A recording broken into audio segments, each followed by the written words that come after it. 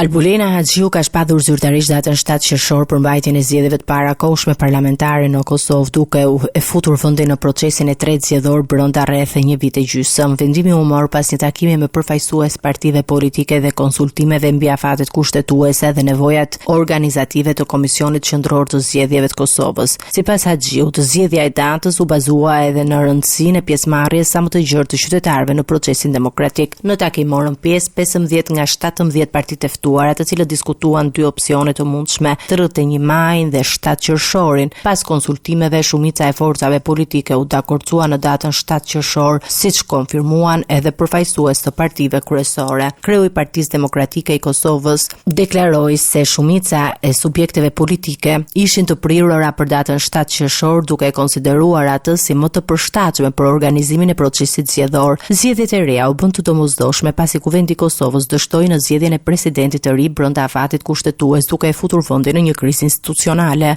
Mandati i presidentes së mëparshme Vjosa Osmani përfundoi në fillim të prillit, ndërsa subjektet për zgjedhjen e pasuesit nuk arritën shumicën e nevojshme parlamentare. Pas shpërndarjes së kuvendit, kushtetuta parashikon që zgjedhjet e reja të mbahen brenda 45 ditëve, duke kufizuar opsionet në data 31 dhe 7 qershor. Në këtë kontekst, vendimi për 7 qershorin u konsiderua si kompromis i arritur mes partive politike. Procesi zgjedhor pritet të shënojë një tjetër test të rëndësishëm për stabilitetin institucional në Kosovë, ndërsa partitë politike tashmë kanë hyrë në përgatitje për fushatën e re elektorale.